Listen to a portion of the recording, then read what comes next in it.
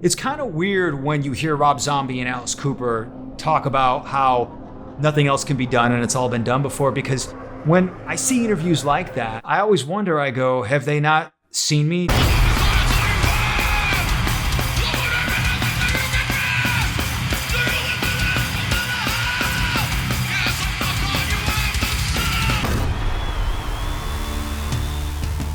I'm thinking Matt's brilliant, and he's totally stole the whole show. And so that's why we had to have the guy on suspension to pay homage to Matt Zane. Actually like this Society 1. Playing with Society 1, that was fucking nuts. I'm standing here right next to you, and it's clear you are not sedated on any level. Think of the craziest shit you've ever seen at a show and multiply it by 10. That's still probably not as insane as the shit frontman Matt the Lord Zane and Society 1 got up to in their day. From body suspension and nudity to live orgies and stage masturbation, Zane and his crew gained notoriety for pushing the envelope as far as humanly possible, inspiring and fascinating artists like Dave Navarro, Jacoby Shaddix, and Kelly Clarkson. Now, as the band gears up for its 2023 tour, Society 1 takes center stage again in a new documentary. The climate of today and what's considered acceptable is so far removed from what we were doing back then. But we don't. How about this? That kick ass? Fuck you up, motherfucker. It's a wild thing to think that we're inviting all of this chaos back into our lives. Fuck start your face. Yeah? Come on. Fuck start my face. Wait, better yet, here, fuck me. I just don't know what's gonna happen. Let's fucking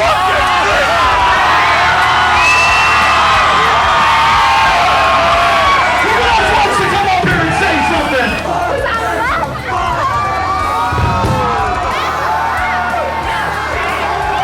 You all back and forth about the show.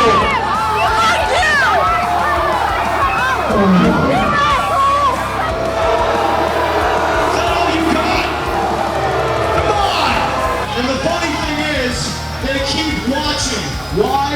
Because they want to fuck me.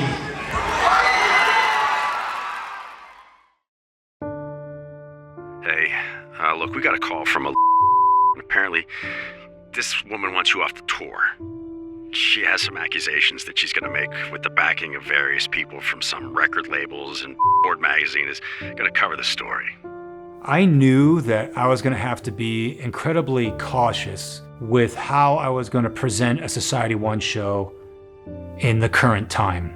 Yeah, I was kind of worried at first because there was some footage of like a previous guitar player, and I think he like bent over and licked Matt's ass or something like that. We know you have some headlining shows prior to meeting up with us, but you better be careful because they're gonna be watching. They're gonna be sending people to these shows to try to catch you doing certain things and use it as proof as to why you shouldn't be allowed on this tour. Were you worried about when they were trying to get us kicked off the tour? Of course I was worried about it. In this society of cancel culture, They were just gonna be waiting for us to just fuck up once, and that was gonna be it. All I can say is that we'll be careful, and whatever goes down, goes down. Around 1995, I became the world's youngest porn director. Oh, it's gonna go right in my mouth. My life went into places that I never imagined. The porn sets were absolutely nuts. Oh, my sunglasses. I mean, this wasn't work. I mean, this was just a big party. Shayla,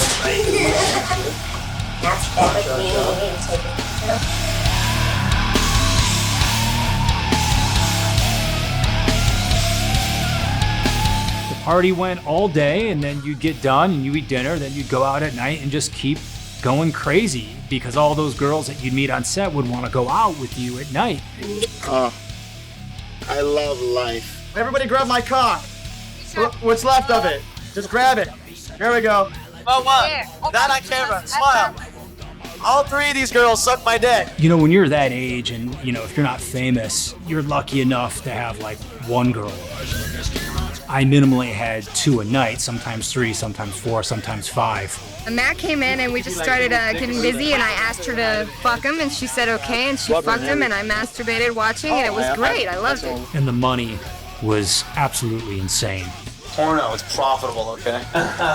There, you like that, like rappers do? It never ended. There was just so much available to you of everything that any man could ever want. It was all there all the time.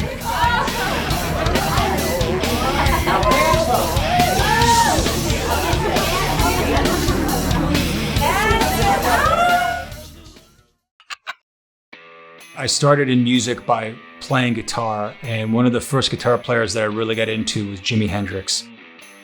Seeing him burn his guitar and then smash it, to me, was incredibly shocking. I became somewhat enthralled with that sensation, so I sought out other musical acts that would kind of give me that feeling of being shocked. And then ultimately, I found out about G.G. Allin.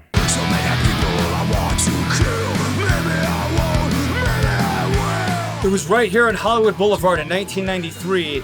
I was handed a fanzine that was exclusively dedicated to G.G. Allin. Some guy walked up to me and said, "Here, learn and worship God." I had no idea what he was talking about, but when I opened the pages to this thing, my mind was blown. When I saw those old tapes of Gigi performing, there was just this exhilaration that came over me. I mean, there was this danger that just came off the screen. This was just a different level. There was just something there that I just never felt before. To me, he set the bar in shock rock. I knew that I had to do something that he had never done. I would sit backstage sometimes and I would watch the movie Hated, and I would use it to psych me up before I went out on stage. Could you do what you're doing if you lived in Rochester still? Of course not. That's why I moved out to LA, the city of sin. My first show in Hollywood was at this old club called the Coconut Teaser that was right on the Sunset Strip. I was only 17 years old. And these steps here used to actually extend down here. And when I was going up to the club to enter to play my set, the door guy wouldn't let me in the club because I was too young. My band was getting ready up on stage and he made me sit outside on those steps. And as people walked into the club, they'd say, "Who's playing tonight?" And he'd say, "Oh, this kid." And they'd go, "Well, who's this kid?" And he goes, "I don't know. Who are you, kid?" And he just kind of sat there and mocked me throughout the night until I could finally get up on stage and perform. And it was incredibly humiliating. And from that point, I became very, very combative. That was kind of the moment where things switched in my mind in terms of what I thought the music scene was going to be like versus what it actually was. It really didn't seem like it was like a one-for-all type thing. It was like more of they were the enemy and I was there to fight them. I was on the scene when Korn and Incubus and Weezer were also trying to make it, but they all got signed. And I didn't. And it really kind of hurt me because I was right there with them playing those same clubs. It really discouraged me to continue on that current path that I was on, and I became very disillusioned with music and pretty much felt like I was just overlooked. I felt like I didn't gain enough attention through what I was doing. So after all of that happened, I just got frustrated and shaved my head and just quit music for a good year. But I knew from that experience that if I was ever going to get back into music, I was going to have to do something that was impossible to overlook. 20 years later, we're back in a van. The first night of the tour was at the Whiskey A Go-Go. I'm up on stage and I'm seeing the crowd and hearing the screams and seeing all the girls, and I'm just getting caught up in all of it. And there came a point in the show where I just reached down to a very lovely woman in the front row, and a little bit of that Lord Zane came back. Yeah, I know we were being watched. People wanted to get us kicked off this tour the whole time. But after the first show, when Matt's head humping some chick, I'm like, I guess this is going to be interesting. You know what goes on at Society on the show. You're probably going to get hummed, might get licked, I don't know, whatever is going to go on, but it's going to be fucking sexy. We headed up to Fresno, and it was Going to be an interesting gig because the local news was coming down, and I went pretty off the rails at this gig. I mean, these people had never seen anything like that, but they absolutely loved it. And about halfway through the show, I'm watching everything going on, and I'm like, how the hell are they going to show any of this on the news? This is a little bit more R-rated, if not X-rated.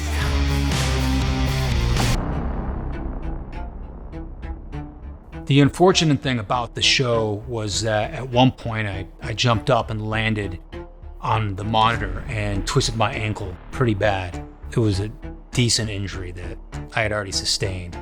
And I thought to myself, this is only the second show on the tour. You have got to be careful and calm down a little bit. After the show, I totally thought I fucked up. I thought that we were gonna get a call from the main tour telling us, that's it, you're done. We warned you, don't even show up. But that call never came, so we just went right up to San Francisco to join the tour. All right, it's time to get back into music. What am I gonna do now so nobody ignores me ever again? And I thought, let's just combine rock and porn.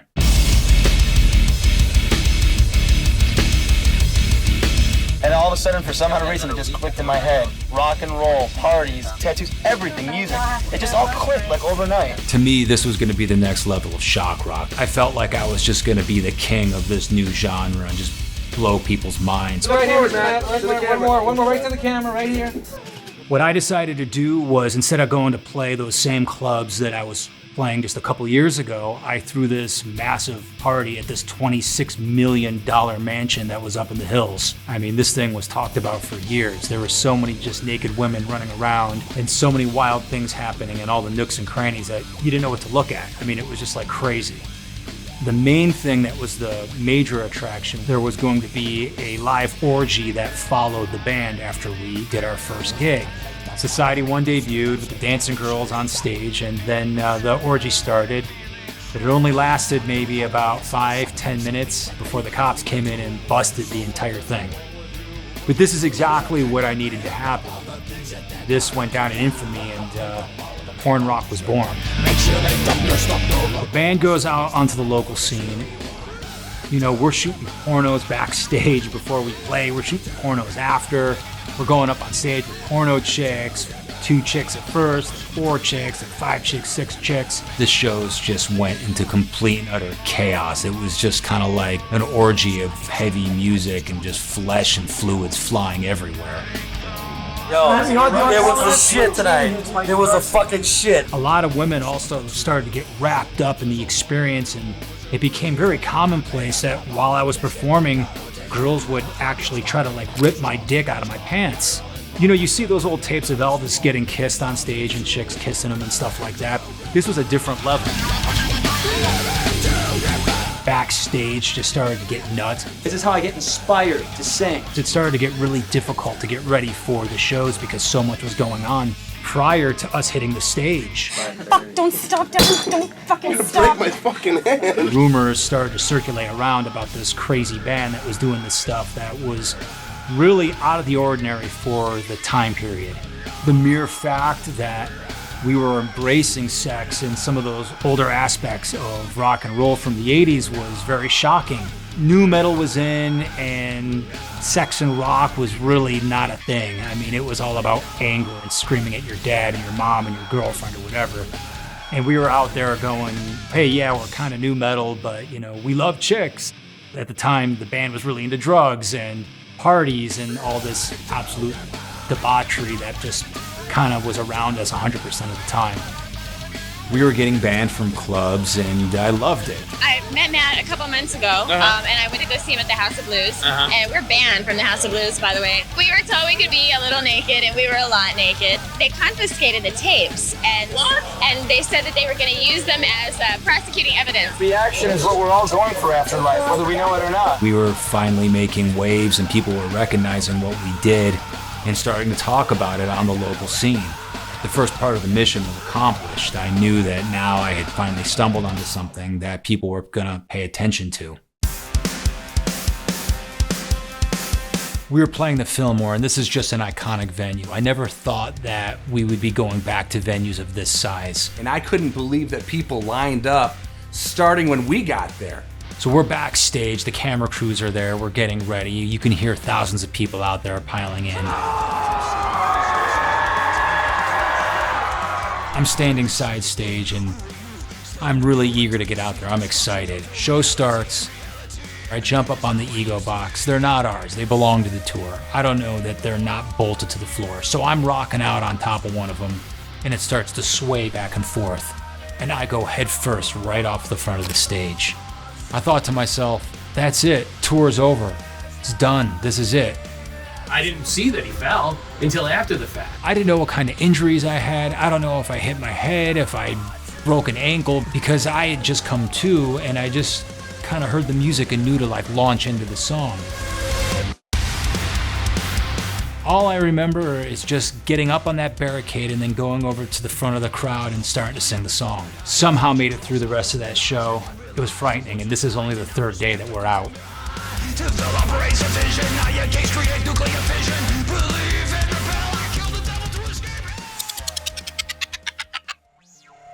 Initially, a lot of the other bands, really liked us. So they were coming to the parties.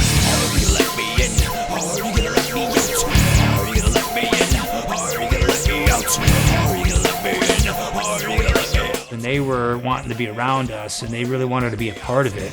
Yeah, I need to see it. I only saw it a little bit on a porno once. I mean, I had everybody showing up. I mean, Dino from Fear Factory. Okay, so one time, this girl invited me to a porno shoot, and this girl I was seeing. And so we get there, and it was a Matt Zane porno shoot. He was like filming Lesbian gangbang. And I was like, wow. I was like really into it, Lynn Strait from Snot. And it got to the point when Jonathan Davis got married, he actually called me and asked if I would throw his bachelor party. Do you want them both to get on their hands and knees and take it butt to butt like that? I would get anybody that was around me in trouble. I mean, forget about it if you had a girlfriend. I mean, that was it. She heard you hung out with Matt Zane and the relationship was over. I met Matt Zane when he inadvertently helped ruin a relationship that I was in while I was on tour. The lifestyle that I surround myself, that I've created around me. I mean, this is every girlfriend's nightmare. It doesn't get any worse and any more exaggerated and overindulgent than this. I thought to myself, if this really kind of worked for my band, what if we could take established acts and then bring them into porn? And that's how the Backstage Sluts series was created.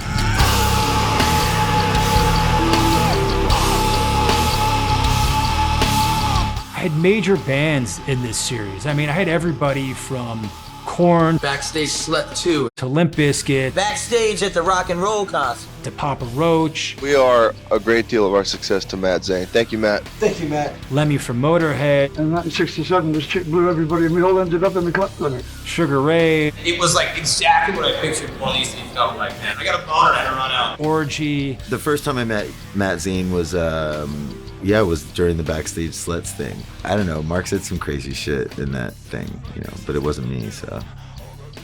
Demographic we have are young broads. I've never been. 11 to 17. And it was within the Backstage Slut series that I introduced the world to throwing lunch meat at women.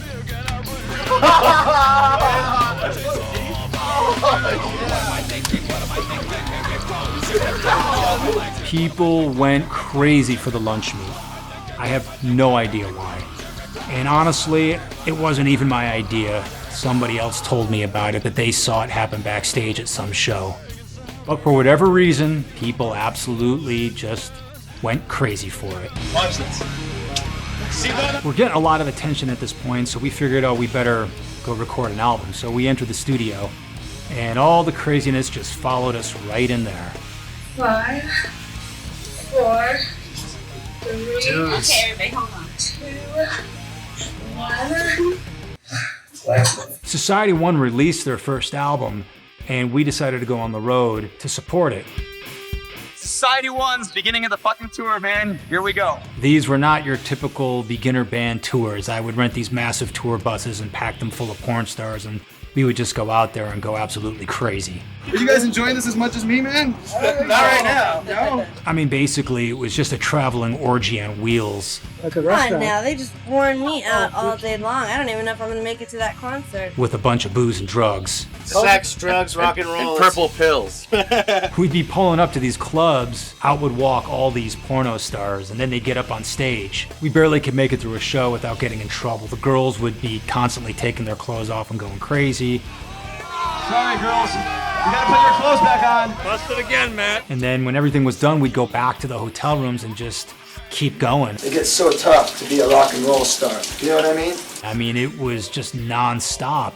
Being the lead singer of a rock and roll band is very difficult sometimes. I mean, come on, we were like all in our 20s and we traveled the country with porn stars. I mean, what are you supposed to do?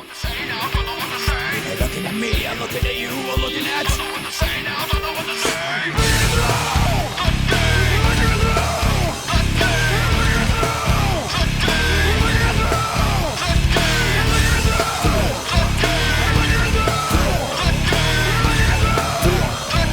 Yeah, I see that. That's fun, huh? Fucking A, even sober. We would get off these small tours, but the party would keep going. It just never really ended. Who wants to give Matt head? Everywhere I went, women in limousines. That's it. Do you always have to have a limo? Yes. At the beginning of the tour, I was kind of concerned about Matt because every show we played, he was going so hard, he was hurting himself. And it was every show, and it was pretty decent injuries that were adding up. My knee was already just totally shot. Dude, shit can happen and you can't perform anyway. He's the singer, so he has to like kick ass every night. He can't be like phoning it in. And this is just on top of the fact that I know that people are already trying to get us kicked off this tour. It just seemed like a lot for only the third show in.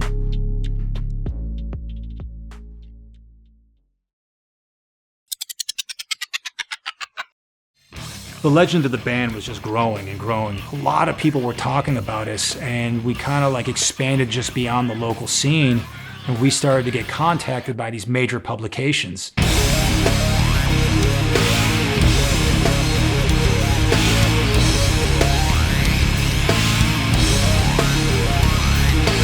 That was it. All of a sudden now we're legit. I'm in Spin, I'm in Rolling Stone, I'm in Details.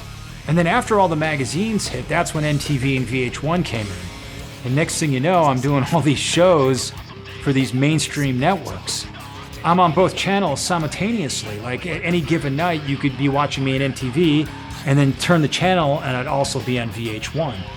Once those shows hit, it was another level of success.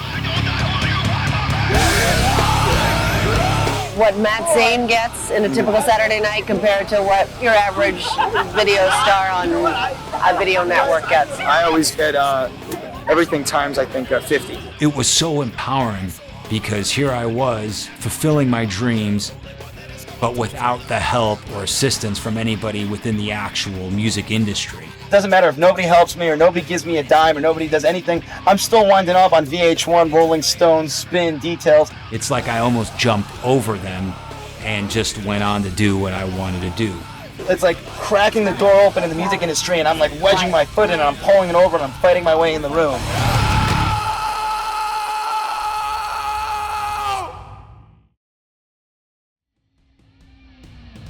We're finally feeling like we're getting the hang of things and feeling like everything is starting to come together and be a bit more cohesive. And I thought to myself, all right, this is gonna work. Everything's gonna be okay. And then we go to the stage that night and everything's going great. And I just jump up and I feel this rip in my pants. I reach back and the middle of them just split. I split my fucking pants in the back. I'm performing in front of thousands of people with my ass hanging out.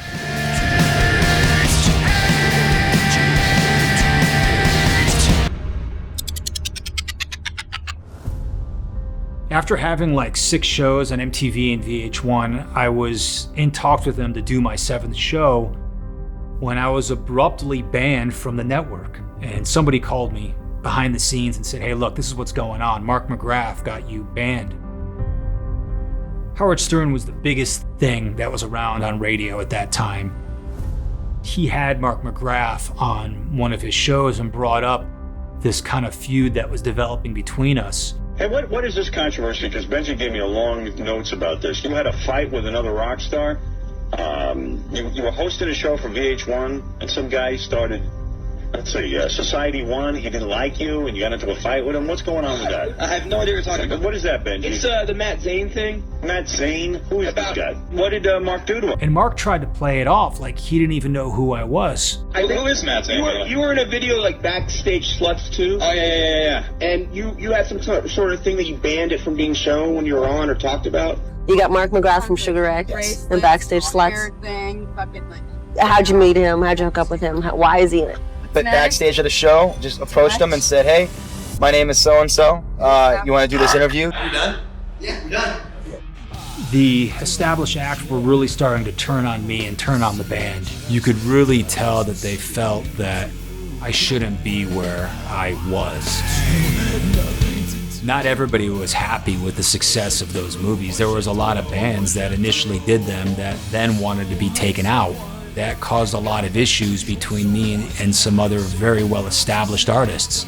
Lemmy from Motorhead absolutely hated me, and it all started because of this movie that we shot together. There's a new one out called Backstage Sluts. You're in that one too, aren't you? Oh yeah, do an interview thing, but it didn't bring any girls around my house, you know.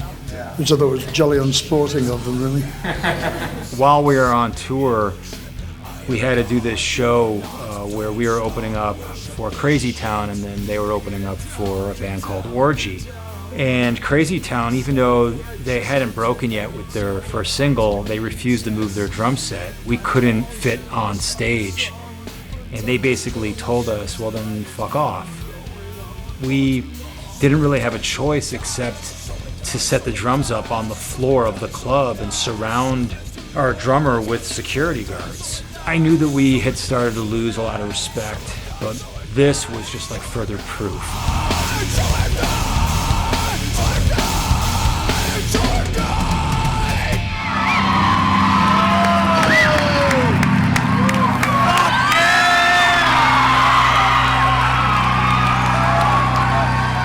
At one point during all of this, I actually won Best Porn Director in the world. And it was considered controversial because I was also hated in the adult industry. Nobody liked the fact that a 21-year-old kid came in there and turned it upside down. I don't personally know anyone who cares for Matt. He's become the guy that people love to hate. But I didn't care because, again, that adversarial aspect of what I was about was really coming through at that point in time, and I was getting very comfortable with being that villain.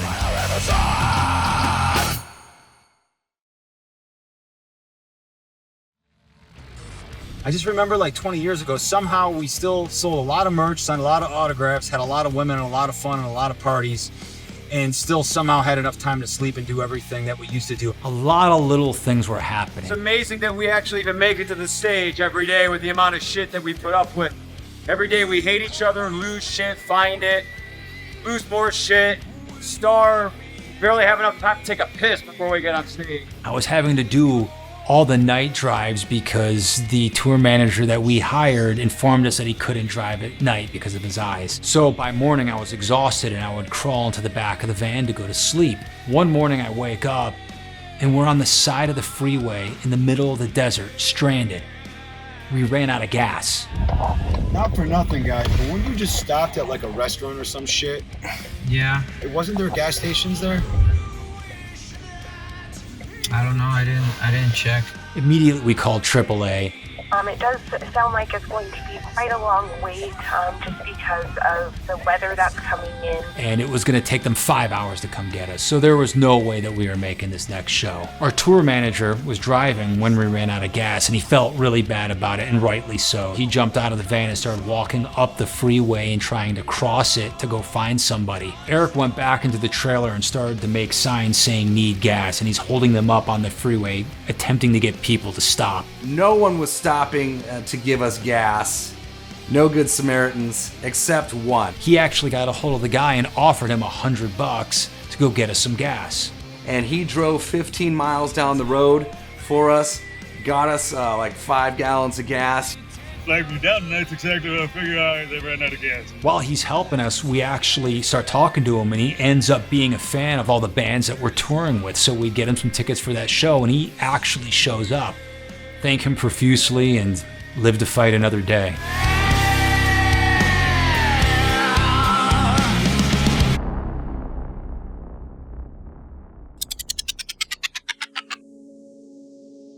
Out of all the stuff that happened, the craziest thing was the fact that porn and rock actually became this massive fad. From network TV to albums to music videos, porn was crossing over into the mainstream. Porn stars showed up in an Everclear music video. Smash Mouth singer Steve Harwell asked to be set up with porn actress Janine for the 1999 MTV Music Video Awards, and she was the main attraction in Blink-182's What's My Name Again. I'm sitting around in my house one day and I get a call from a massive record label and a guy that I knew over there, and he said to me, we're gonna do this thing now with this guy, and that guy ended up being Kid Rock. Kid Rock helped usher in the inevitable marriage of porn and rock. He dated porn stars and also had them dance on stage. Basically doing everything I did except just a couple of years later. The big difference was that this guy was selling millions of records. Society One was reduced to a novelty act. We weren't really gaining the same type of shock factor that we once had. The crowds were still really good, but the energy had changed. Maybe that was because, Kid Rock was doing it. Maybe it was because it had been around now for a couple of years. Maybe it ran its course. Maybe it was more in the norm now. But it really wasn't what it was. The end really didn't come for me until we got hired to go play this show up in San Francisco. And there's about 10,000 people there. Nobody's even looking at the band. And I'm stepping over all these women that are just sprawled out over the stage, just having this massive lesbian orgy. And I'm thinking to myself, oh my God, this is just so stupid. What am I doing? And that was it. I just made a decision right there. I'm done with this.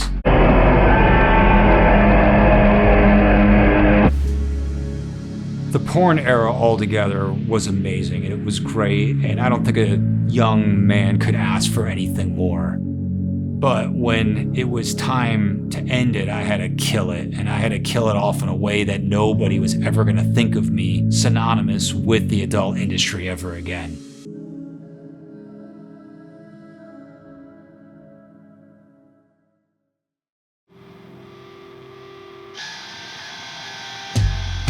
Basically on time, the snow came in right as we pulled into town. When we got up to Reno, a massive snowstorm hit. The streets were covered in ice and snow, but we made it to the show, played the gig, went back to the hotel, got up the next morning, looked out the window, and thought there's no way that the next show is happening. I texted the tour manager. He basically said, yeah, show's happening, get going. So we're on the highway and we're just sliding all over the place. And we figure out in 5 minutes, there's no way that we're gonna make it. We're gonna die if we stay on this road. So we get off. As we're going, we start doing this. And we end up facing the wrong direction. Luckily, there really wasn't a lot of other cars out because nobody was stupid enough to try to drive on the roads except for us. And so we're just going the wrong way on the off-ramp to get the van pointed in the right direction. Big Huey, baby. Look at this shit. And as this is happening, we get a call from one of the other drivers on the tour, basically telling us, what are you doing? You guys are crazy. You're gonna die out there. Nobody else has left the club. It's pretty insane, dude. I thought we were so fun. This isn't normal. This has gone beyond just being an opening act. There was some real dislike for us in this situation. Everybody will feel better once we get out of the snow. Relax.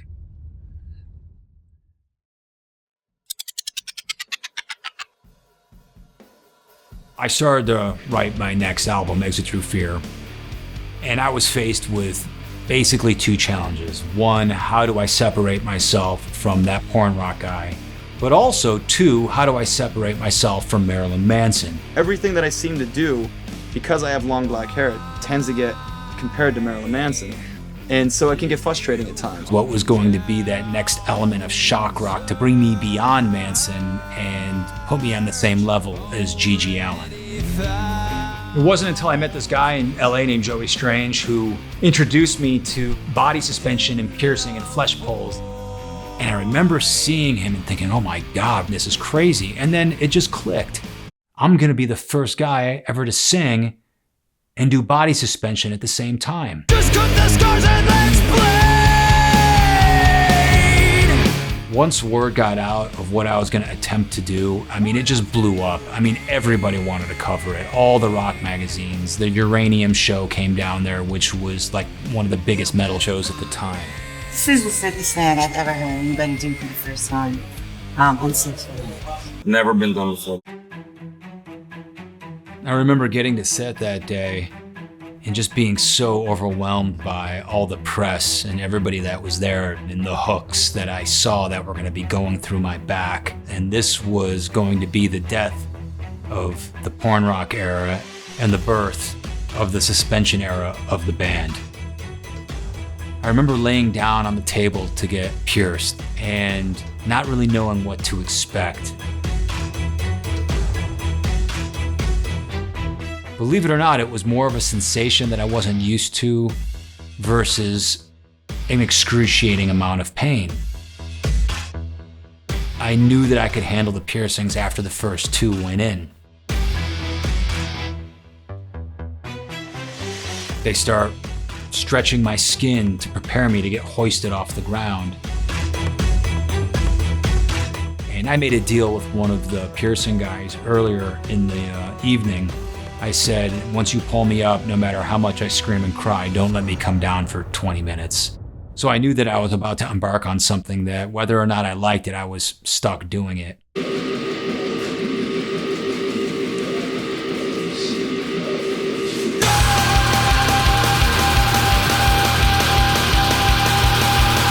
I get pulled up and I just thought to myself, this is happening. We're doing it.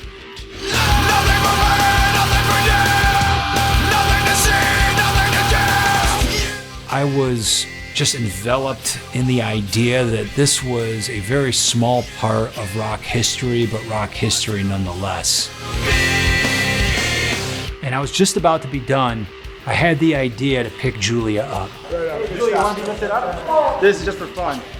She was incredibly well known at the time, and I knew that if I just put this experience a little bit farther over for her, it was gonna like cause a lot of people to take notice. You ready? Yes. Go.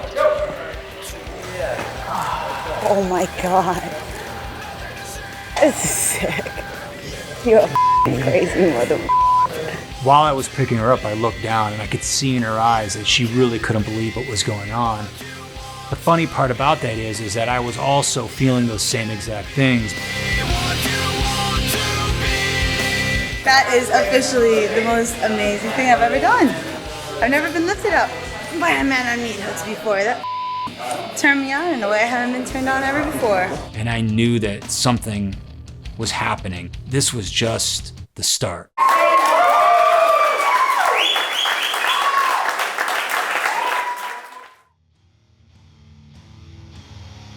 It seems impossible that one band on the first 2 weeks of tour can go through so much. We had a show up in Canada to get to, so of course we had to go through customs. At first they seem really nice, and then they're shuffling through papers and looking concerned and like going over things and pointing at things in the computer. I don't know what they saw, I don't know what the issue was, but we're stuck there all night long. They wouldn't let us in. I mean, we're still going somehow, and I honestly don't know how. It's like we're holding this whole thing together with like bandages and duct tape. I thought we had paid all our dues at this point. I didn't really think anything else could happen. We're not your fucking grandma's gas station anymore. The fuck is all this?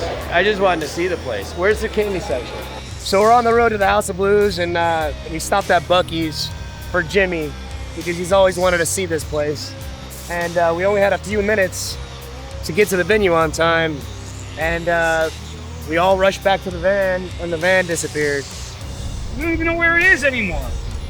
Does anybody see it? This is a fucking nightmare. That's why I lose my shit, because I try to take a nap and the world falls down around me. Another night up on stage, I'm doing my thing, And there was these big LED walls that surrounded the back of the stage. All of a sudden, out of the corner of my eye, I see that a Fear Factory logo's up there. Is this on purpose? Is this a technical malfunction? I had to stop the show. We're not Fear Factory. We love Fear Factory, but we're not Fear Factory. So you might want to take those down. I don't want to get sued or anything like that. Which society one of you guys didn't know? We're having a good time, right?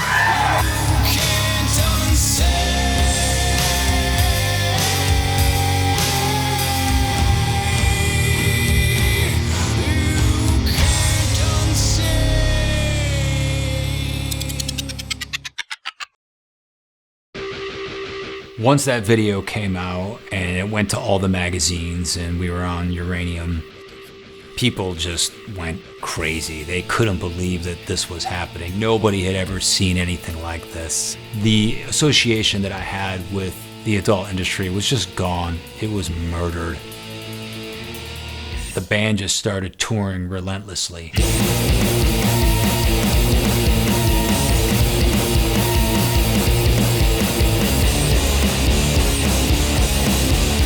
Obviously, I couldn't do suspension at every show, but I wanted to keep that intensity. Matt doesn't need suspension. You know what I mean? Like, you give Matt this fucking high-top table right here, and he's gonna knock it over and destroy it. I really adopted the idea that the audience was the enemy. I was tired of trying to convince people to like me. And if you don't like it, you can come up here and suck my motherfucking dick. It was just big middle fingers, and the dislike for Society 1 was immediate. There was a show that I think we weren't able to perform because they were protesters because of them, because of their antics. You're gonna meet Satan, Lucifer, your buddy, when you go to hell! I think he grabbed a pamphlet, Bible pamphlet, was wiping his ass with the pages or something. Churchgoers were holding hands, not letting us through to get into the venue. It was crazy, and I was like, because of these guys? I was berating the crowd every single night. Tonight you're gonna go home and jerk off to me. Let me give you something to jerk off to. Take a good look. You people wouldn't even know if I came back there and shoved my dick up your asshole. You fucking love it. The fuck, you people afraid to move? Shove those little fingers up your ass, cocksucker. Bring that danger factor back into rock and roll.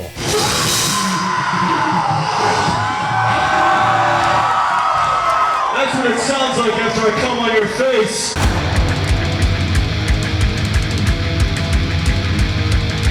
So I go to see Society 1 years ago, and here comes Matt, pulls down his pants, and bends over.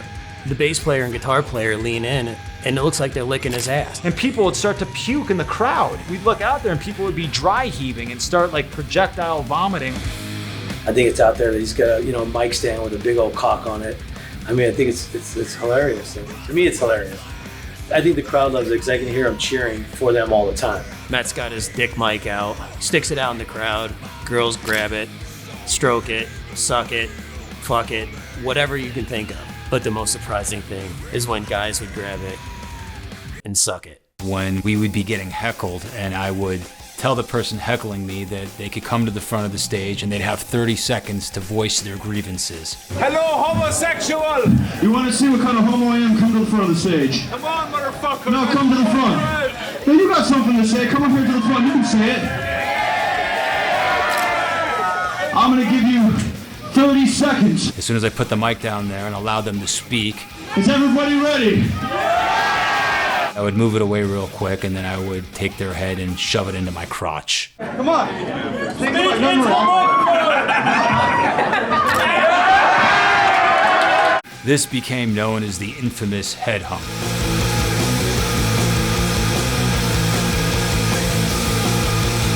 I knew that you were like a troublemaker and you were causing some, crazy shit. But that's kind of what I expected. I mean, like, I didn't think you were gonna go out there and be like, "Hey, I'm a ballerina."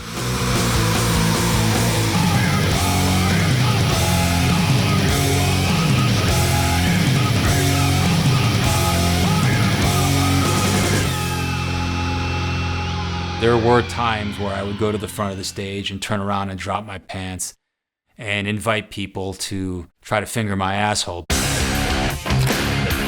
Have you ever shat on stage? On the way to stage once, but never on stage. We'd go on stage covered in literal dirt sometimes. Matt, the singer, he would go outside and get like dirt from the ground outside of whatever city we were in and like just smear it all over himself. Sometimes he accidentally picked up little dog crap too, and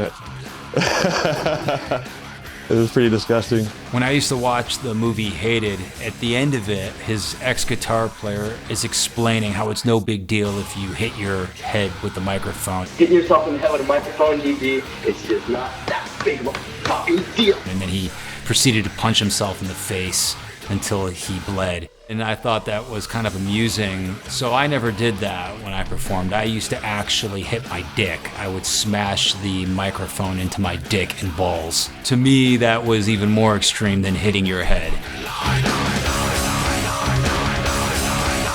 There were many times that I would pull down my pants and try to wipe my ass on people.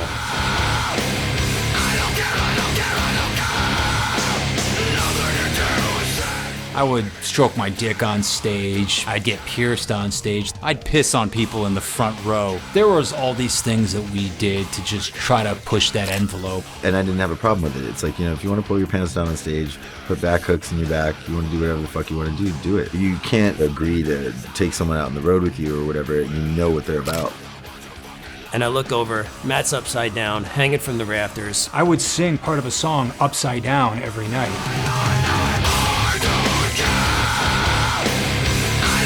Where I would climb into the balcony and hang over the crowd. I thought it was a dive. Did you like go all the way around? Yeah, it's fucking crazy, man. No, that's like, what the fuck? I'm surprised I never fell from the rigging and broke my neck.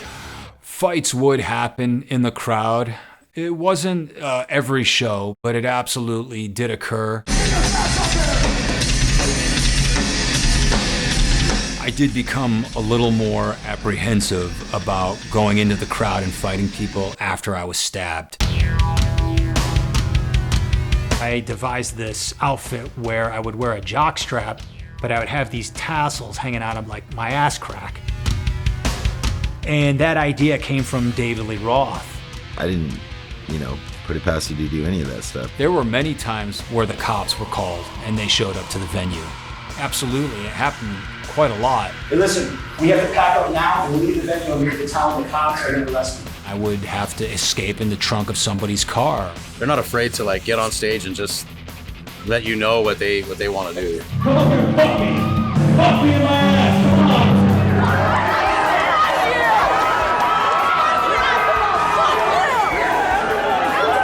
Stick that thing up your ass, dude. You come down here and stick it up my ass. Here, I'll help you out.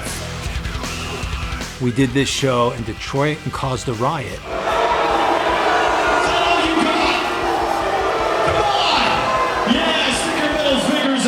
I just kept pushing the crowd. I just wanted to see how far we could go. You'd all love it if I came out there and fucked you in your ass, wouldn't you? Until finally, they snapped.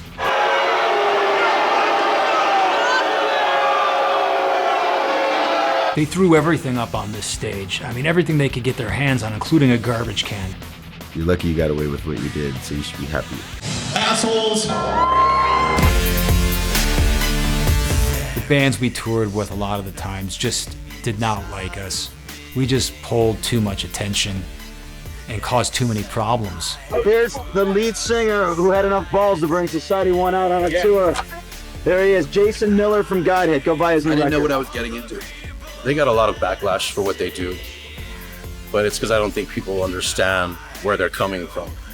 We are getting kicked off of tours left and right. Some of you might know, some of you might not, but we've been kicked off this tour 3 times already. Was it dangerous? Absolutely. Was it amoral? Absolutely. Was a lot of it illegal? Yeah, absolutely. It's not angelic. I mean, we had more booze, more drugs, more parties, and more women than even the headliner. Like, they would play the most random places and just get like the hottest chick in the state in some booty state would turn up at that show. Like it's almost like smoke signal. After the shows, the hotel rooms became their own little shock rock performances. there was almost more women available to us than when I was in the adult industry. Dude, look at how nice it's jiggling. Oh, fuck! We gotta get back to this a little later. So the headliner finished, most of the people in the audience went home. There's 20 people there. Of course, they get up and they're playing like they're in Madison Square Garden. But the key thing with these guys is they all got laid twice. I just want to talk. All right, I'm gonna go. The show was 24/7. It just didn't end. We wanted to push absolutely every single limit that there was while on the road, on and off the stage. They had a game that they would play, particularly it was called the hump game.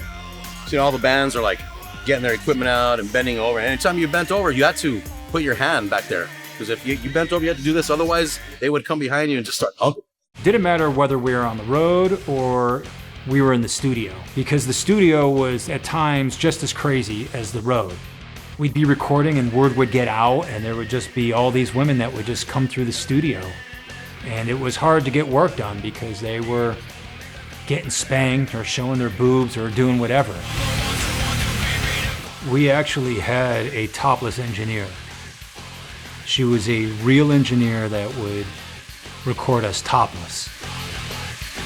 The point is that she really engineered. She really knows how to fucking do it. I'm getting there. I'm learning from you. We just did what we wanted to do and lived the life that we wanted to live in a way that was incredibly questionable.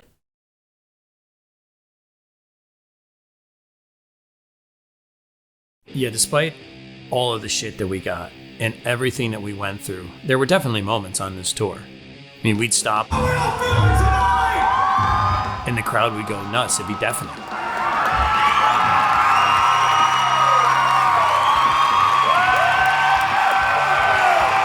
It'd be like, what the hell am I in Metallica? Some of the press that was coming out was actually really good. Kind of made us feel that maybe we had a chance to turn things around a little bit from where the tour began. And as time went on, we started to reach out to various people to see if maybe we could get an agent. Our old A&R guy, Al Dawson from Earache Records, happened to come see us on tour one day. And he introduced us to some people that were around and coming to the shows from some pretty decent sized agencies. And we had meetings with them, and you could just tell they saw the show earlier in the evening and they were sitting there out of respect for Al, but they were absolutely disgusted by us. I mean, they did not want to be there. You could just see it in their mannerisms and in their eyes and the tone of voice. Most nights were great, but there were a few nights where people just didn't get it. One night there was a girl in the front row dressed like a clown, and she had a disgusted look on her face the entire night. They were looking at us like, what the hell is this? A tame version, yet it's still shocking to them.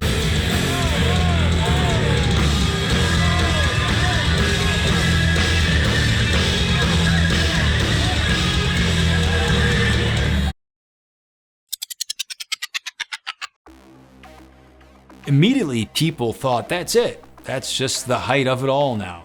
There's nowhere else to go. But in my mind, I knew if we had just done a music video, now it was time to bring it into a live setting. I wanted it to be beyond any normal Society 1 show. So I asked Jay Gordon from Orgy if he wanted to come up with me on stage and sing a song. I was not expecting you to say that, actually. And so I kind of flipped out a little bit. I was like, you want me to do what? This was a far cry from where we were, because now we had platinum selling artist that was going to be standing on stage with me singing one of my songs. I love the song. That was cool. So I was like, okay, so it'll be heavy, it'll be fun. Shock rock was being pushed even farther. You're like, look, I'm going to, put these back hooks in my back and just, I'm going to be up above your head. And I'm just like, how the fuck are you going to do that? When I was going to the stage, I actually carried a cross on my back like Jesus. I was pierced on stage for that show, and you just could feel the energy in that room. People didn't know what was happening. It was almost like they were witnessing the crucifixion of Christ. Just wasn't sure where to stand or do any of that stuff. I'm like, how high are you going to be? Like, because I'm pretty tall, so I was trying to figure out what that was going to be like on the stage plot. Let's hear it for Jay Gordon. Come on, clap your hands for this motherfucker. It was crazy. I was just like, don't fucking bleed on me, and we're good.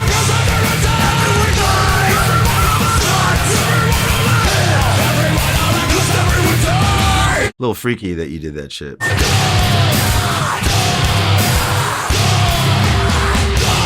But it worked out, you know, it was cool.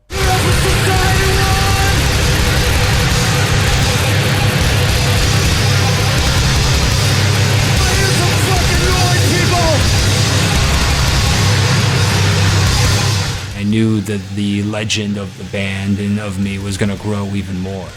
Now, whether or not that legend was good or bad, that could still be argued at that point. We really weren't getting that much love from the mainstream press, and it was about to get much worse. A lot of publications felt that we were getting too much attention for our antics versus the music, and they didn't think it was fair to other bands that had better selling albums. Initially, everybody was incredibly consumed by what I was doing and the way that I was pushing rock forward in terms of performance.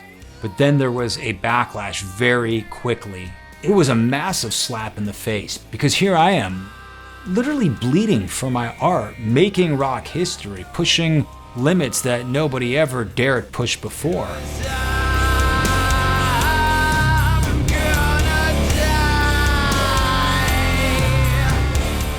I've always had to contend with gatekeepers, with the standard industry people, whether it be managers or labels or lawyers or the press. And here I am again doing things that nobody had ever done before, and they're saying, no, it's not good enough.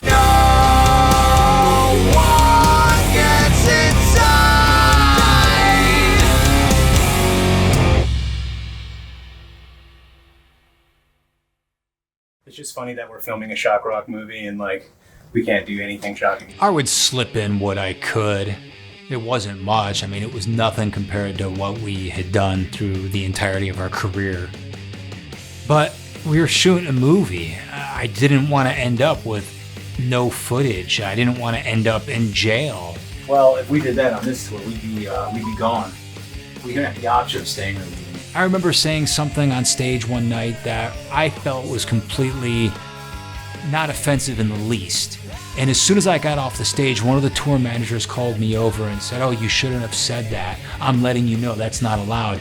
And it was at that point that I knew that it was even worse than I anticipated. Yeah, for most of the shows, we weren't even given a backstage. If we were allowed backstage at all. There was usually maybe a hallway. What do you think about backstage? Look at this. This is another hallway, storage closet, backstage situation we have going on. We were told that if we got there late, we wouldn't even go on. So we got there early. Wrong. We got shit for that too.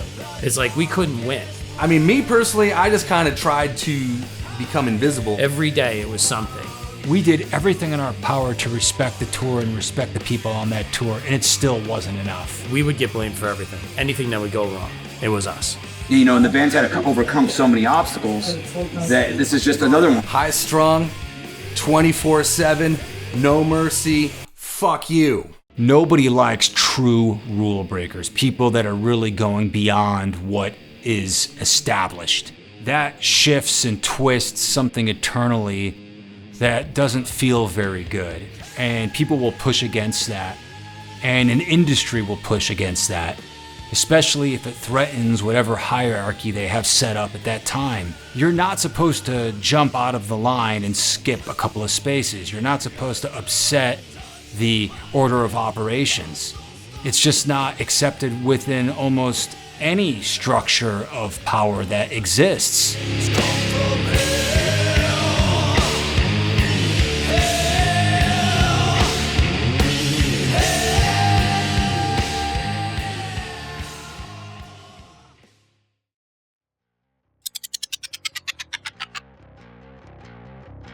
We got a call from a fairly new festival called the Download Festival. And they asked us, could Matt Zane actually suspend for an entire set? Now you have to remember, I'd only done 3 songs before this. So to do a whole set was a new level. This was the first time that I was actually scared. They come and grab me from the bus and bring me to this backstage area that apparently it was Ozzy Osbourne's the night before, and I'm feeling so cool because of that. And they pierce me, and then they run the tape out and play it on the screens. and you can just hear this thunderous roar from the crowd. I remember thinking, I don't care what it takes. I'm either gonna accomplish this or I'm going to die trying. I start to do my rocking back and forth to prepare to get pulled up. And when I'm ready, I give that signal and the band kicks in and we're off.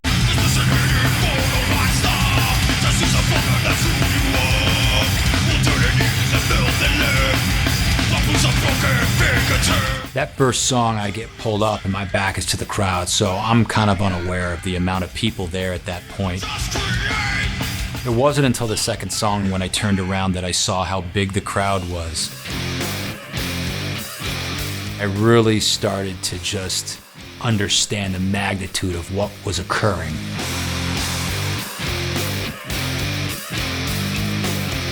I almost went into a trance because of how overwhelming the situation was, and I don't remember a lot from that set.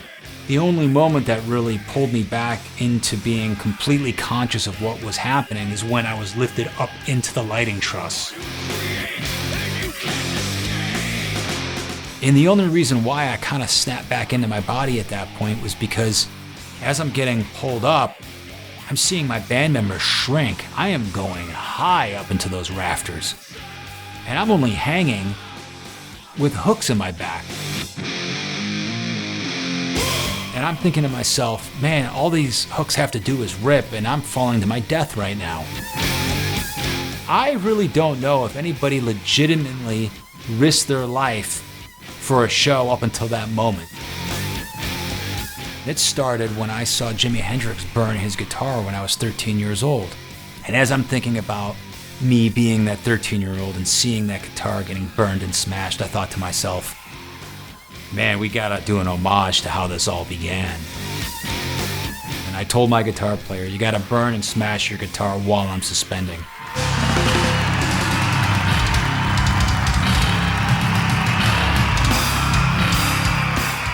Finish that show and just go out to the front of the stage, and by now there's like 70,000 people out there, and we take a bow. It was just one of those really magical moments that you would trade for nothing. Dude, you fucking did it! Yes, I did. I did. Oh. I remember being on the plane on the way back to the States after that show and thinking to myself, well, the plane could crash and burn, what do I care? I have my little bit of rock history.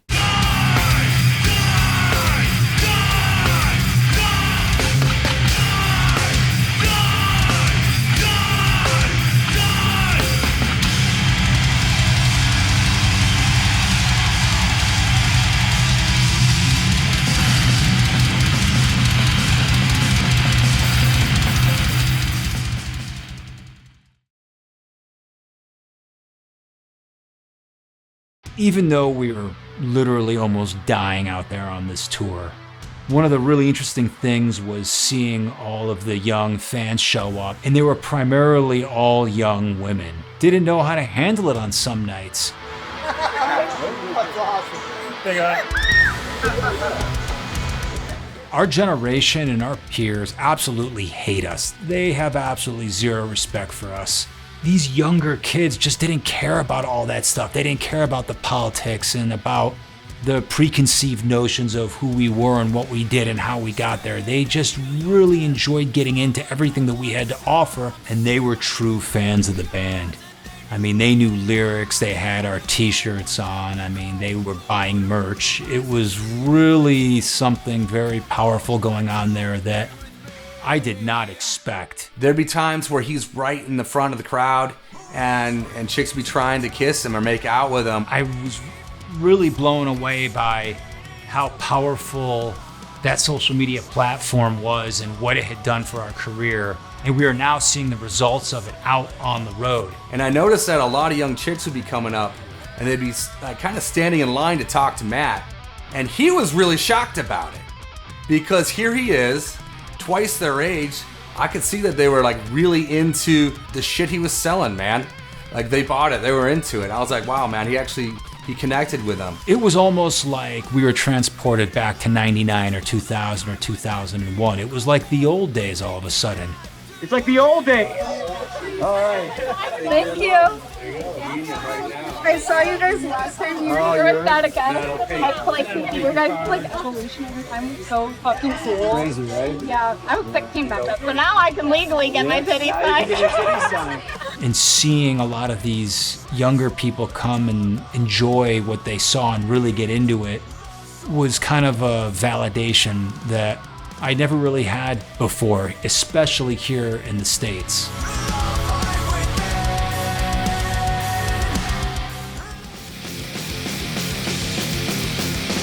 Really hot.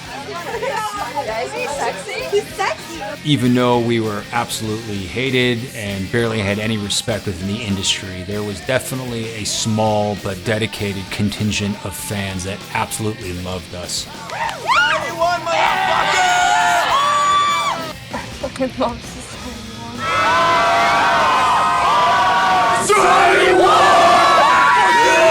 You can come and punish me if you want to. I had girls send me tapes of them carving my initials into their stomach and arms and all over their body. Oh, just fuck me, then kill me. I had people taking my symbols or my name and getting tattoos of them. And the fan art that I'd get sent to me was amazing. We had these forms that you could give me your soul if you signed the contract in blood, and I have 300 of these still to this day. I mean, it got so ridiculous to the point there would be lines to get spanked at our merch booth. Yes. Feels good. And these things that women wanted done to them were incredibly adventurous and at times unnatural.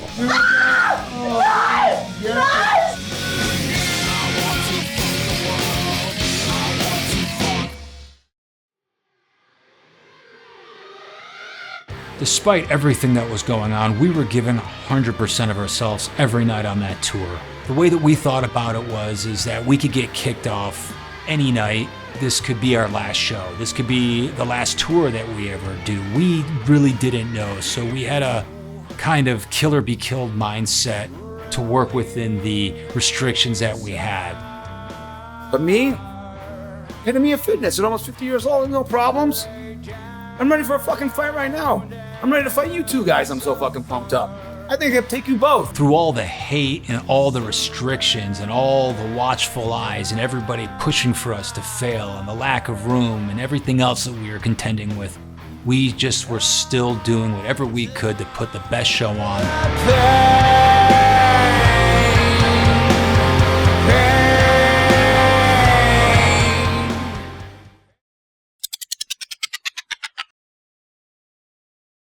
I was at the Rainbow one night and I actually ran into Dave Navarro. We said hello and he asked me if I wanted to do a body suspension on his talk show that he had at the time. It was totally cool getting to hang out and just kind of explain suspension in a more relaxed setting versus all the chaos that's usually surrounding it. It's not really a matter of rejecting the pain. A lot of people, they think, oh, how do you deny that pain? How do you not feel the pain? And it's not really about that. It's more about actually understanding, accepting the pain, perceiving it differently. But it was something that inspired him and really piqued his interest that pushed him into the world of suspension. You were my introduction to suspension. Yeah, not a lot of people know that anymore. You know what I mean? So like, you know, we've inspired each other's lives and touched each other's lives. At the end of it, I picked up Tara. And it was just a great day. It was just a really cool thing to be able to do.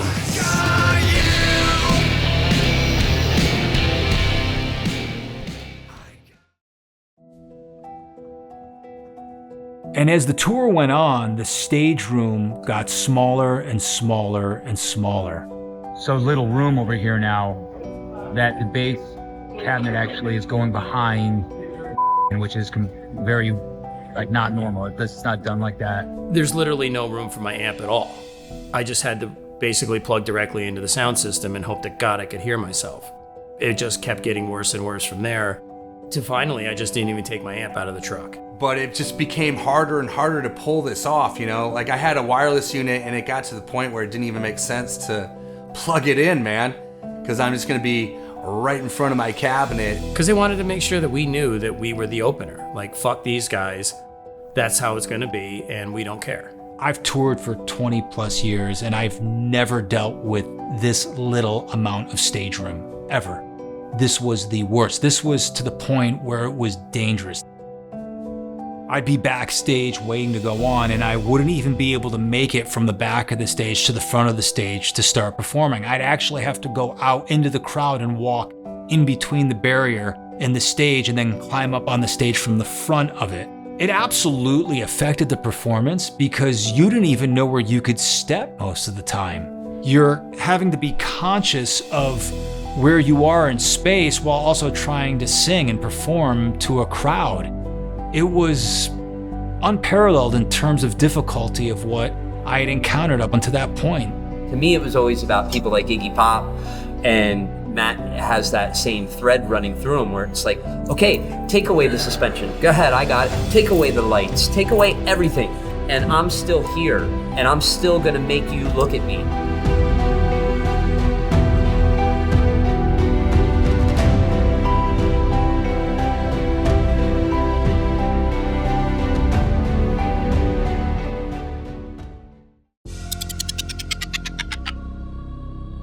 A couple of years has gone by now at this point, and people were obviously still talking about what I had done, but at the same time they were wondering what was going to come next. And I thought about it and I go, what if I actually suspended while playing guitar?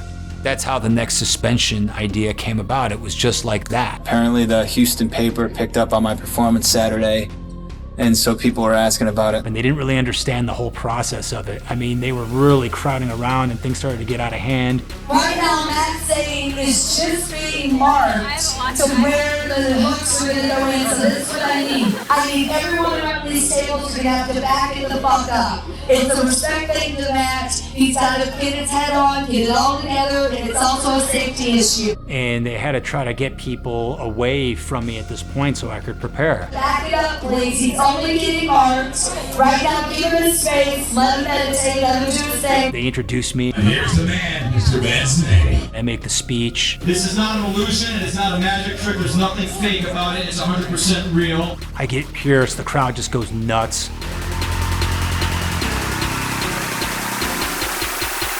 I just went out there and went for it.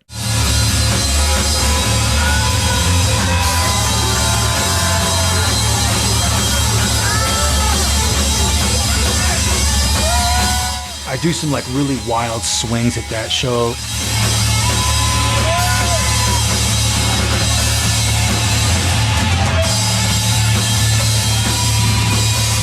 And one of the things I do is a Lotus Spin. I actually sit in a Lotus position and then spin.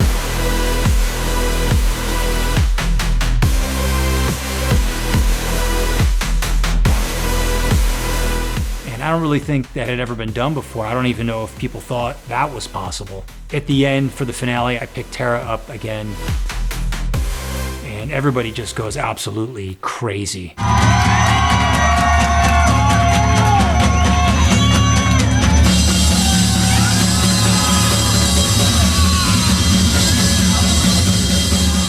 Girls were trying to make out with me and grab me before I was even off the hooks.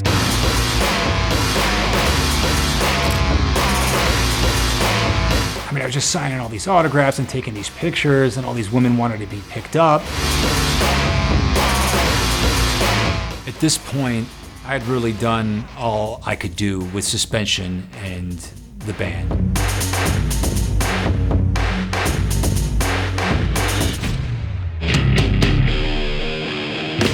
We're just going along at this point, not complaining, doing our jobs, going to the shows, just doing the best that we can. And I thought we kind of had it figured out. I kind of thought that we knew how to navigate through the terrain of this specific touring package. It was backstage. It wasn't like out like in some public area or anything in the club. Somebody at the club called a very high-level individual over at we were reprimanded for having sex backstage. And now we have a no fuck clause in our contracts. There is no fucking allowed now in the club by Society 1. Really? A fucking no fuck clause? What are we, a bunch of children? We got to get told what the fuck to do? I almost thought it was a joke, but it wasn't a joke. They're going to test us to see how much shit we can take before we just throw it in and go home. And at this point, I knew that there was nothing that we could do without getting in trouble.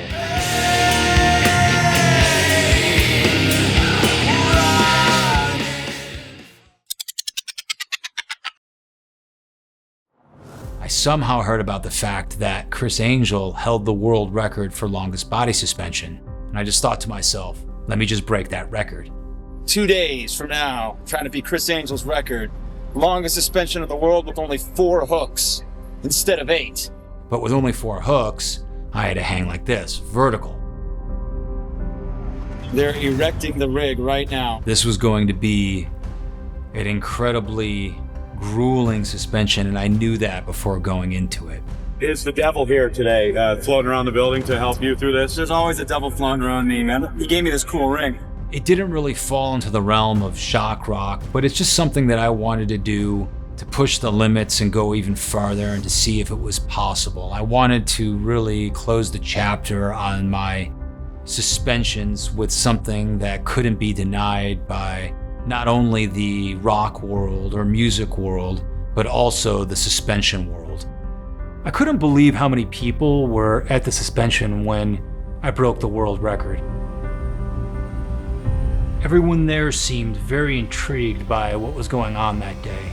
Just give Matt Zane a big hand! This was the most challenging as well as excruciatingly painful experience that I ever had in my entire life. At this time, I mean, Wayne Static is still in Static X, and he's a massive rock star, and he's there for almost the entire suspension.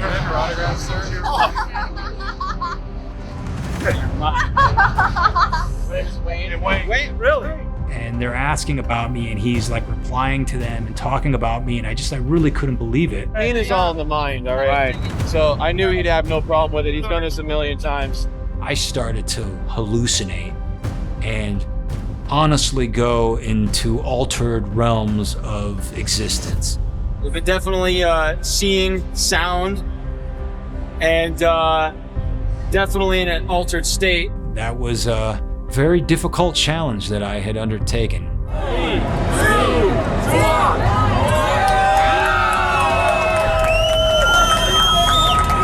I made it through and I did it. I broke the world record and I hung there for 6 hours with only 4 hooks. Quite honestly, I don't think I'm gonna do this again.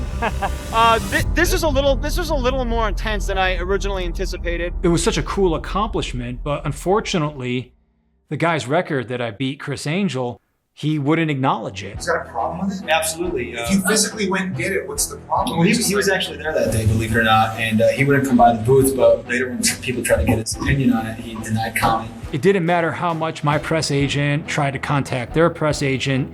He just pretended like it never happened. He would refuse to comment on it. Well, what's the problem? I mean, it's not like your career is going to be ruined. Yeah, no, I mean, well, also people talking about this stuff is only good for the art form. There are gatekeepers because there is only so much space and there is only so much money. And that's really what it all comes down to. It's all about power and profit.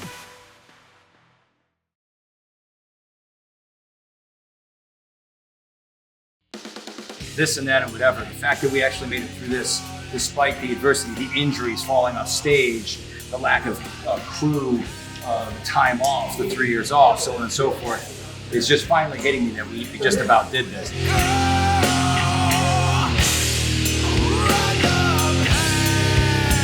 I understand the negative attention. I understand all of the controversial aspects that surround us, that have been surrounding us for many, many years. So I get why they did what they did.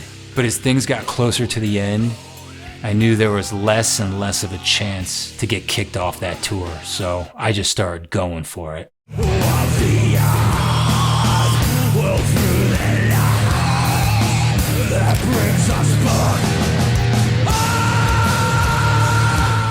I'm glad those younger people were able to experience it, even though it wasn't a full Society One show. It was something. And I know they really wanted to see it, and they obviously were too young to see it when we used to do it back in the day.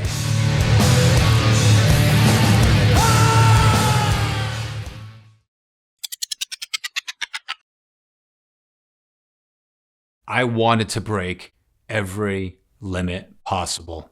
And eventually, after we did so much touring and so many things in terms of suspension, and then also pushing the limits as far as the offstage antics and lifestyle, all these years later, people thought there's no way that Society 1 could do anything else. And then after all of that, we came out with the Kill Me video, and I played the role of Jesus and Hitler.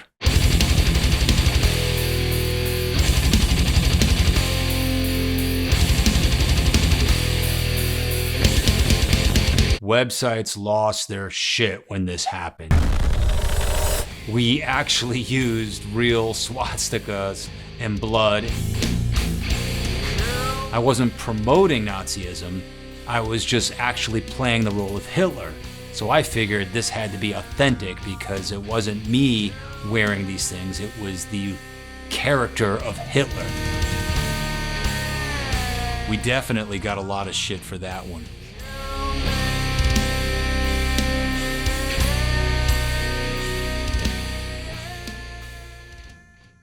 There was intense consequences for what I had done and the way that we pursued to express ourselves. But I don't know if I really expected the type of backlash that I received and still receive to this day. You don't really have to look any further than this last tour that we went on.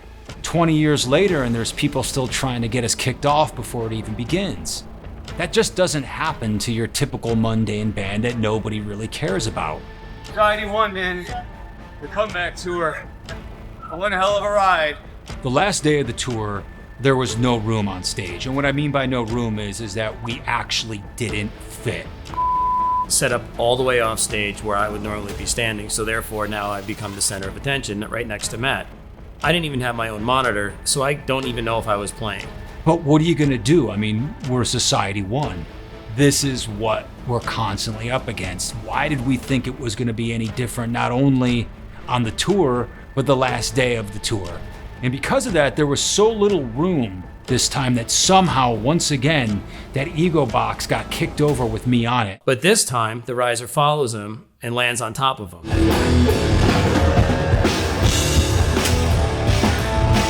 Ending the tour exactly how I started it. I'm feeling good, I'm alive. How many people just saw me fall off this fucking thing right now? Now here's the funny thing about that. First night of this tour in San Francisco, I fell off that fucking thing. Last day of this tour, I just fucking fell off that thing again. I thought to myself, that's it, I'm done. Next time I'm just expecting them to like spontaneously combust or something like that.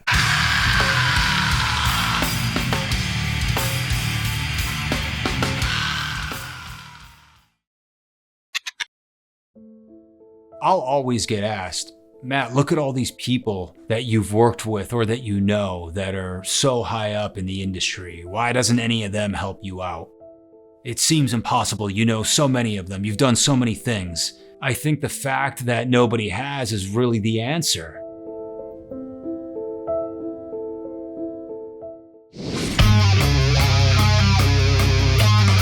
I ended up working with DMC from Run DMC. I was writing songs and collaborating with him on tracks. We got as far as actually even making a few music videos, and just when I finally thought that I had found someone that enjoyed working with me, I got a call from their management and they basically told me there is absolutely no fucking way that this is happening. Pass through walls, come through doors, bust through ceilings and knock down doors. I'm coming for them, it's time for war. They will never get mine, so let them get yours. I sometimes watch these rock docs about other artists and they talk about the struggle and the pain. It's incredibly amusing to me. I actually laugh. And here I am, almost 50 years old. I'm still fighting for it. The only thing that really made it worth it on this tour was the crowds. Everything else was a nightmare. It was like walking a tightrope. One little misstep and that was gonna be it. I was a little bit naive to what was going on around me because I was so focused in on the task at hand. But mind you, it was not easy. Yeah, I mean, you never really get a lot of leeway when you're the opening act, but I've been the opening act before, and this was unlike anything that I ever experienced. Everything was conspiring against us. Everybody was trying to make us either quit, give up, or just not give us any chance for success. But it's really nothing new. I don't know really why I expected anything to be different, because we're just not that band. For whatever reason, we cause issues. We get reactions, good, bad, whatever. We pull attention away from things. There's always some type of energy around us that just disrupts everything. People will always push back even harder when you're gone for a while and they think they've taken care of you. And I really believe that they pushed even harder on this tour to make sure that we really couldn't get any momentum, because they were just so offended by the fact that we were trying to come back and they thought that we were gone and that we were done with.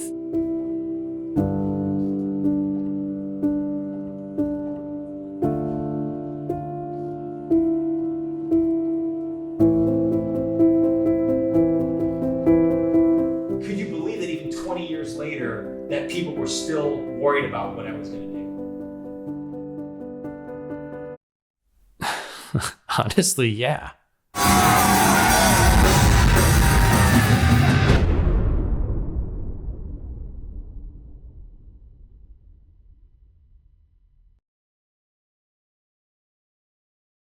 I ran into a pretty big manager, and I told him we were going back into the studio to start recording again, and he said, "I figured you would have quit." Apparently, news has gotten around over the last year how bad it really was when we tried to make that comeback. I mean, he really couldn't believe that we were going to try to start doing this all over again. So my buddy was hanging out at the Rainbow after a metal show, and he ran into Dino, and he just told Dino, "Hey, my buddy went out on the tour with you." He goes, "Oh, with Society 1, yeah, man."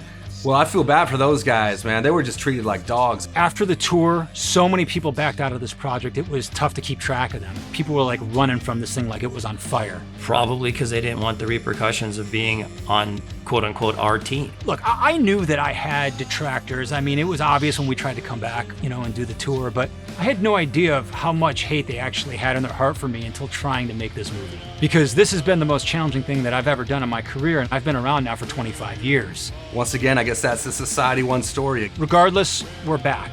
We're in the studio, we're writing new music, and we're getting the machine going again.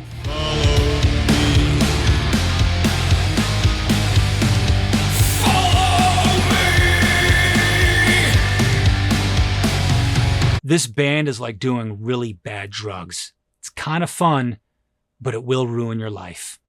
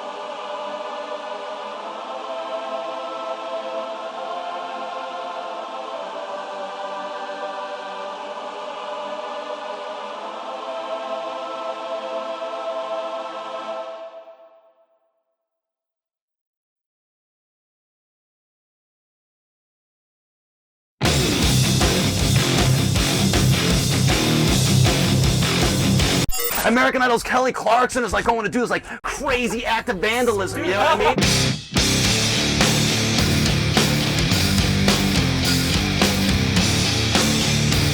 The inspiration of the song, a good friend of mine, Matt Zane, shoots porn, and he was telling me he has sex with his women before he puts them on camera. And he was like, "I was banging this girl and the pussy was so good, Jacoby, I almost told her that I loved her." Me and my producer looked at each other, we're like, "That's a fucking rock and roll song right there." Quiet love and bliss. Is that good for you? That's good for me. It's about what happens on tour. That's what happens to me. Every fucking time. I need your life to heal. Matt, how's it going, man? Life to heal. I need your life. Use it all! Use it all, society one kicks fucking ass! I love her. You know, you should do is point down to show them that's where you're gonna fall into it. I love her. Here we are walking to Jim Morrison's grave. 15 years. Finally, childhood dream.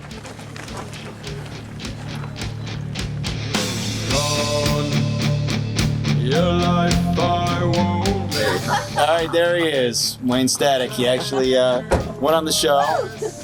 Look at the two lovely couples. There they are. Oh, okay, there it is. All right, that's all you get. You guys gotta really see it later, all right? Your hips. Stiff passion, no breath. Stiff passion, no breath. Stiff passion, no breath. I love her. That she's dead. I love her. That she's dead. Cold dreams of love fill my head. You know, life is short, and it's ending quickly before our eyes.